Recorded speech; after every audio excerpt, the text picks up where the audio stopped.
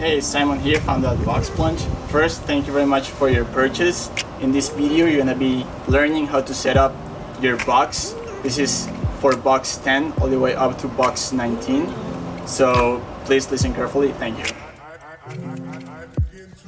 Now you're gonna learn how to set up your BoxPlunge. The first step is going to be setting up the bottom support.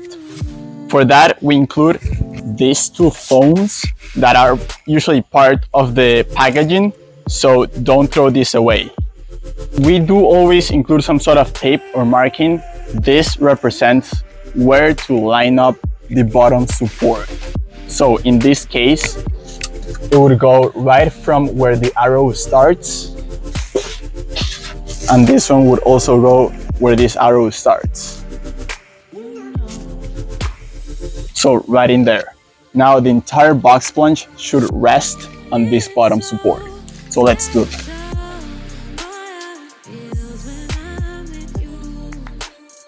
So what comes in the box are the following items. The control box here, the tube to empty the unit, this PVC anti-slip mat,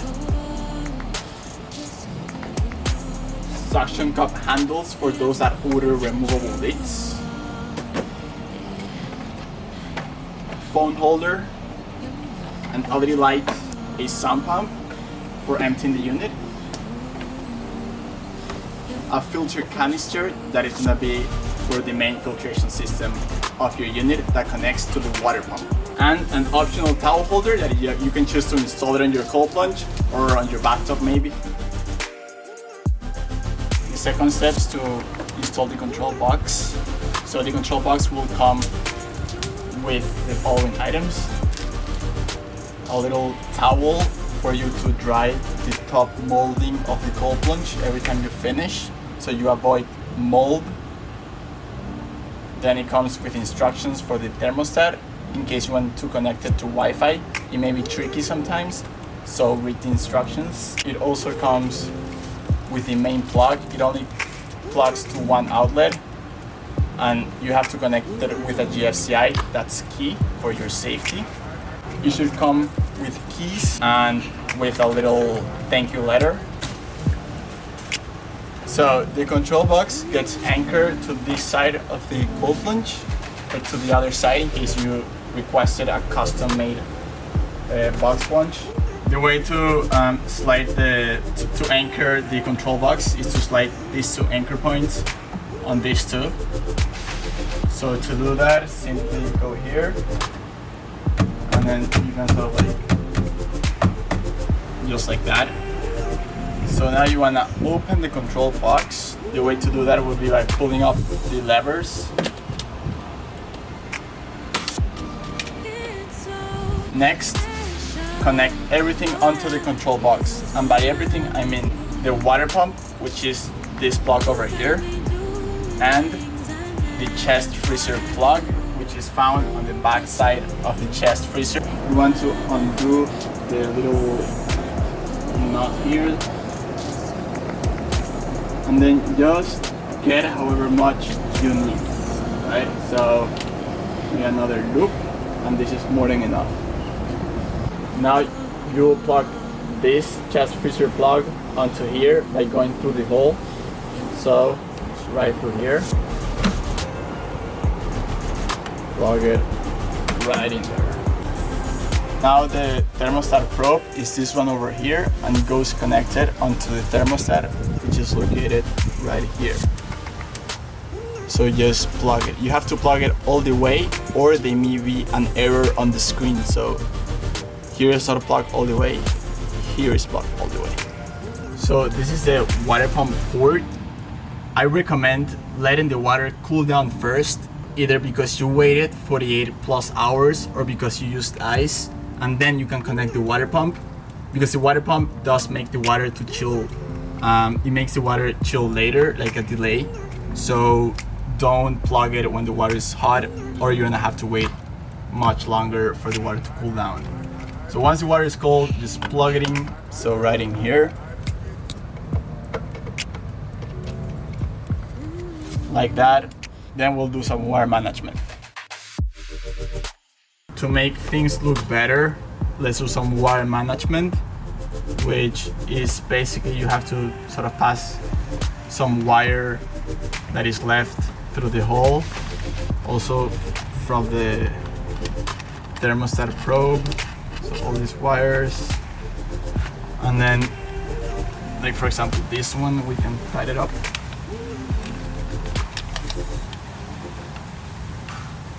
One thing to be careful is not to place wires in front of the timer, such that when you close the lid, the timer buttons don't get pressed.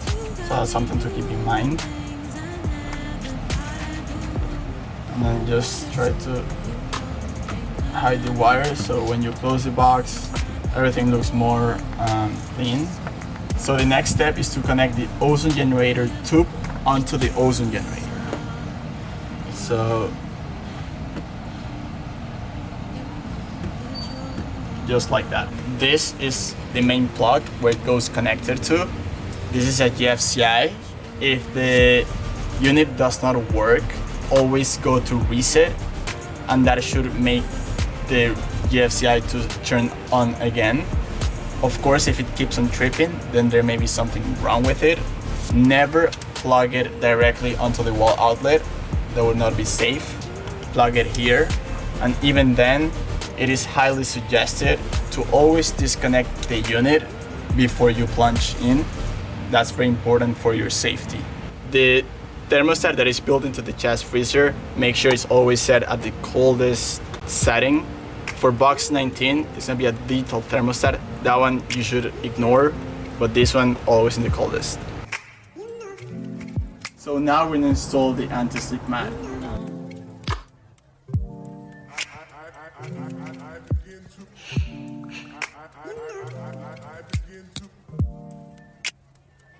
For those who order the removable lid configuration, you will have to place these suction cup handles.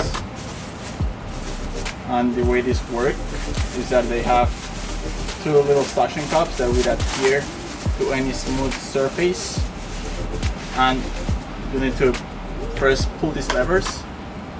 It will look like this, and then you should put some sort of like water or wet the suction cup a little bit so it adheres very well. I'm not gonna do it, but you get the idea. And now you can press it down, pull the lever down, and pull the other lever down. For those that have wrapped units, I do recommend the use of these little pads to adhere to the suction cups, because the suction cups may suck the wrapping paper out of the sort of walls. So use these pads. Now this will go right in here.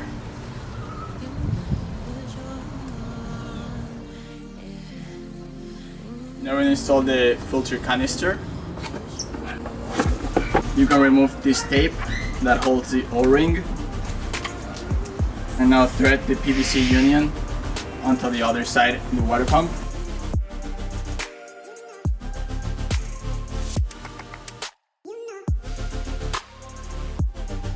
Now we're gonna install the LED light.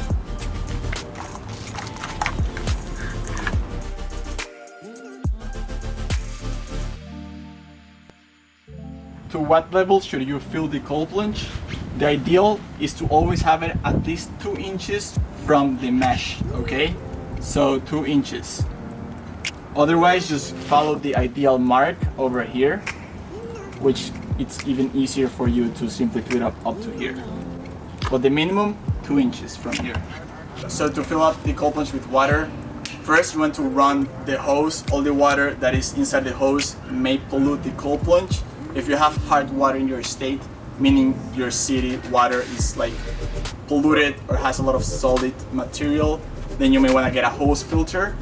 Highly recommend that. If not, just fill it up with whatever you have, but be aware that water chemistry is extremely important to keep between 7.2 to 7.6 at pH. Otherwise, the cold plunge may suffer damage. So I want to fill up the filter canister so it doesn't have the tendency to float, right? So to do that, you can inject water there.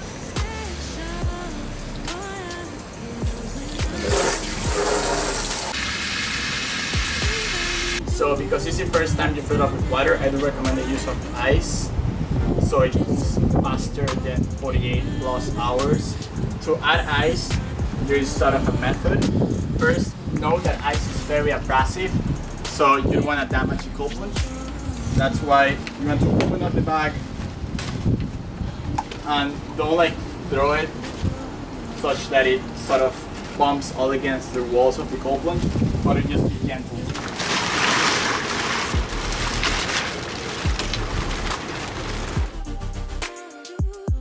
To learn about the timer of the ozone generator, so how often you want ozone, this is the way it works. First you want to open the control box, and then the timer is found right in here.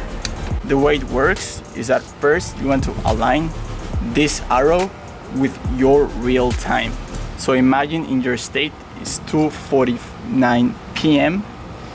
You want to go to the 2 p.m. the black ones are p.m. and then you want to press whichever tabs you want. By default, by us, we have it set up to work at 12 a.m. for 30 minutes. That's our recommendation. You can set it up to work for 1 hour or 1 hour and a half. Up to 1 hour and a half, I wouldn't recommend more than that. If you want the ozone generator to run, imagine at 3 in the morning, you're gonna press the tab that corresponds to the 3. Each tab is gonna make 30 minutes of ozone generator. Each unpressed tab is off, press tabs, it's 30 minutes. So if it's 3, you press the one at 3, and now it's gonna run for 30 minutes at this time interval.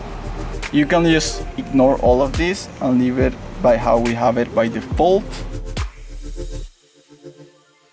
So now I'm gonna plug this onto the wall outlet, the white wire that comes straight from the control box, only that one. The thermostat here, you have to set the temperature with this button over here. If you wanna lower that, you press set for 3 seconds. Once it changes, you go down arrow to your desired temp. In this case, it's gonna be 40 for me. You may put it higher, maybe 55 if you're starting. 40 is pretty cold, so 55 if you're starting, 60 even. And I'll set again for 3 seconds. Once it changes, that's your set temperature. If you want to know if the unit is actually cooling, just touch the outside of the unit and it should be very warm or hot to the touch. That's how you know the unit is cooling inside, because it's releasing the water calories from the inside out.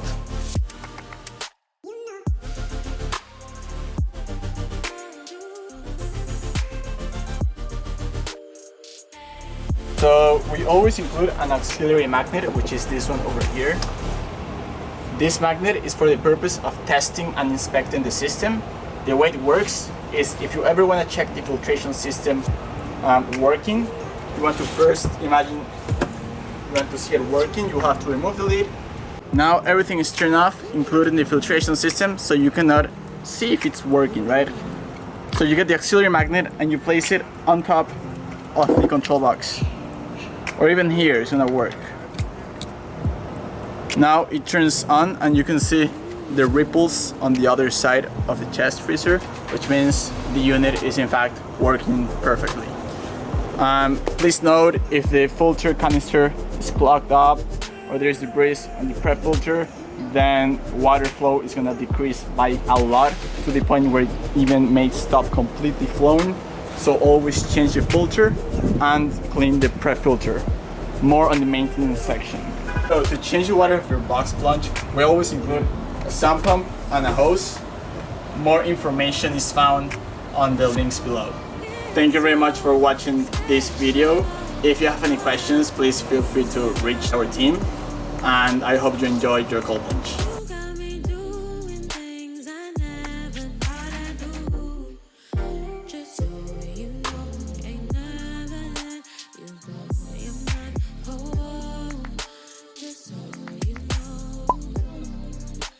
I'm not